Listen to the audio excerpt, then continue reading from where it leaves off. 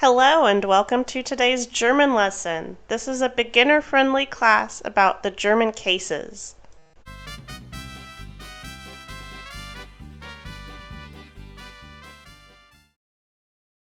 German has 4 cases that include the nominative, accusative, dative, and genitive. But what do they mean, and how should you know which one to use when? This beginner's guide introduces you to German cases and helps you understand the concept behind this unusual grammar topic. As English speakers, the idea of German cases may sound confusing and frightening, but they're easier to handle than you might think. In addition, German cases give you the flexibility to structure sentences in any order you please. Talk about a language perk. There's just one catch. You'll get to put your knowledge of sentence subjects, direct objects, and indirect objects to the test. You'll need to understand how these grammatical elements work to assign the correct cases to your German words. Luckily, the German cases are simpler to learn than you'd think. Before diving into the case system details, it's essential to learn the names of each part of a sentence. Let's look at an example in English and German to identify the grammatical components. Let's look at the English example first. Our friend, who is the subject, gave, which is the verb, us, the indirect object, a key, the direct object, to his brother's house, which is a prepositional phrase. Now let's look at a German example. Our friend, unser Freund, the subject, gab, verb, uns, indirect object, einen Schlüssel, direct object, zum Haus seines Bruders, the possessive object, prepositional phrase. In English, you probably don't think about the labels of every word in your sentences, so a reminder can be helpful when learning German grammar. Next, let's see how each element of the sentence corresponds to a German case. The German case equivalent and the sentence element. Let's look at the subject in the nominative case, our friend, unser Freund. The direct object was in the accusative case, a key, einen Schlüssel. The indirect object was in the dative, uns, us. And the possessive object was in the genitive, his brothers, seines Bruders. Usually in English, you use word order to indicate who is doing what in a sentence. On the other hand, German uses cases, allowing you to place nouns in different positions throughout the sentence without changing the meaning. The case system and the 4 different German cases. The German nominative, accusative, dative, and genitive cases are a fundamental part of German grammar. Once you understand the cases, you can determine which pronouns, definite or indefinite articles, and adjective endings are appropriate. For example, in English, she and her mean the same thing, but you use them in different situations depending on what sounds right. The same concept applies in German, but until you know what feels right, the grammar rules help you decide which form to choose. In the above table, you can see how the sentence subject takes the nominative case. Likewise, direct objects take the accusative case, and indirect objects take the dative case. Finally, possessive objects take the genitive case. First, let's look at the nominative case. Sentence subjects take the nominative case in German. You can identify the sentence subject by asking who, wer in German, or what, was, is performing the verb. First, let's look at examples of the nominative case and subjects in a sentence. Wir sind da. We are there. Kennst du ihn? Do you know him? Das Haus ist gelb. The house is yellow. Eine Katze kommt. A cat is coming. Sein Buch fehlt. His book is missing. Usually, the sentence subjects come at the sentence's beginning in English or after helping words like a, the, his, her, do, etc. In German, these helping words and sometimes the nouns have different forms depending on the case.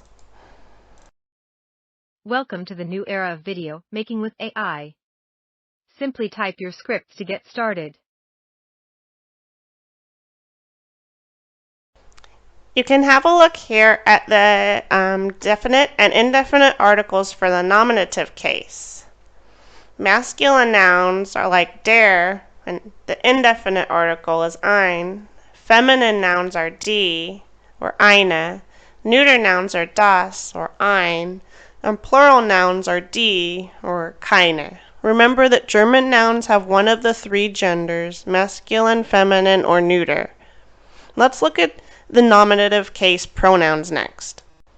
The personal pronouns in the nominative case in German are I, ich, you formal, sie, you informal, du, you plural, ihr, he, er, she, sie, it, es, we, wir, they, sie. You can learn more about how to use German pronouns in one of my other posts linked below. Selecting the correct article will go with your noun means that you must know both the case and gender of a word. Unfortunately, you can't get away with just one or the other. German cases and genders are highly codependent. If you haven't already started learning the gender of new German vocabulary, it's important to start immediately. The accusative case in German. Use the accusative case for direct objects in a sentence in German. Typically, direct objects are things the subject is acting upon and answers the question who or whom. In German, use wen in place of who for the accusative case. Let's look at a few examples first. Ich mag dich. I like you. Hat einen Stein. He has a stone. Sie nimmt das Brot. She takes the bread. Wen hast du getroffen? Who did you meet? Wir haben ihn getroffen. We met him. Now let's look at the definite and indefinite articles and how they change in the accusative case. So the masculine definite article is den. The feminine definite article is die. The neuter definite article das. The indefinite articles are einen, eine, and ein. You can see these in the table. Only the masculine noun articles change in the accusative case. Meanwhile, the feminine, neuter, and plural articles remain the same as in the nominative case. That means you only need to remember 2 more forms, and we're already halfway through. Next, let's see how the personal pronouns change in the accusative case. Let's look now at the personal pronouns in the accusative case. I, mich. You formal, sie. You informal, dich. You plural, euch. He, ihn. She, sie. It, es. We, uns. They, sie. Finally, there's one more aspect of the accusative case that requires clarification, and that's the prepositions. Accusative prepositions in German. You'll need to watch out for prepositional phrases that also take the accusative case in German. Prepositions signaling the accusative include durch, für, ohne, gegen, and Accusative articles, pronouns, and adjective endings always follow these 5 accusative prepositions. The dative case in German. The dative case identifies the indirect object of a sentence, or the person, thing receiving an action from the subject via the direct object. In most cases, you must have a direct object to have an indirect object because the indirect object cannot stand alone in a sentence. Some examples will help clarify this. Ich backe ihr einen Kuchen. I bake her a cake. Malt ihnen ein Bild. He paints them a picture. Sie haben uns Besteck geschenkt. They gifted us silverware. Du leihst mir das Auto. You loan me the car. Wir geben ihm die Anweisungen. We give him the instructions. Next, I want to show you how the definite and indefinite articles change in the dative case. The definite article in the masculine is dem. The indefinite is einem. The feminine is der. Indefinite is einer. The neuter is dem. The indefinite neuter is einem. Plural is den or keinen. In the German dative case, the masculine and neuter forms are the same, and the feminine form is the same as the masculine nominative case. Meanwhile, the plural forms resemble the masculine accusative case. These correlations can help you memorize the different case forms in the beginning until they become second nature. Now let's have a look at the dative personal pronouns. I is mir. You formal, ihnen. You informal, dir. You plural, euch. He, ihm. She, ihr. It, ihm. We, uns. They, ihnen. Besides accusative case prepositions, the dative case also has a few prepositions. Let's look at the prepositions that indicate a dative case. Aus, außer, bei, mit, nach, seit, von, zu, gegenüber. They seem long, but there's a catchy tune to help you remember. Aus, außer, bei, mit, nach, seit, von, zu, aus, außer, bei, mit, nach, seit, von, zu, aus, außer, bei, mit, nach, seit, von, zu, aus, außer, bei, mit, nach, seit, von, zu, gegenüber. Alright, you finally made it to the end. The only one is the genitive case. In German and English, the genitive or possessive case allows us to indicate belonging.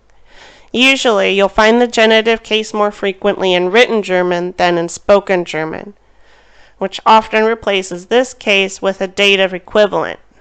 In its question form, the genitive case asks the question whose or wessen. Again, let's start with a few examples. Wessen Auto ist das? Whose car is that? Die Küche unserer Mutter ist groß. Our mother's kitchen is large. Das Wohnzimmer deines Bruders ist klein. Your brother's living room is small. Der Urlaub seines Onkels ist im Juli. His uncle's vacation is in July. Der Geburtstag meiner Schwester ist im Februar. My sister's birthday is in February. Next, let's see how the articles change in the genitive case. With the definite article in the masculine, use des plus an s or es on the end. Indefinite is eines with s or es on the end. Similarly, the neuter nouns are also des and eines with s or es on the end. Feminine nouns are der or einer, and plural nouns are der or keiner. You need to add an s or es to the end of your masculine and neuter genitive nouns. If your noun has a single syllable, add an es ending. But if your noun has two or more syllables, add an s ending. The feminine genitive case doesn't require an ending. Next, let's look at some of the genitive personal pronouns. I is meine. You formal, ihre. You informal, deine. You plural, euer. He, seiner. She, ihre. It, seiner. We, unser. They, ihre. Note that you in its plural form always starts with a capital letter, just like all German nouns start with a capital letter. German prepositions include außerhalb, innerhalb, trotz, während, and wegen. Thanks for watching.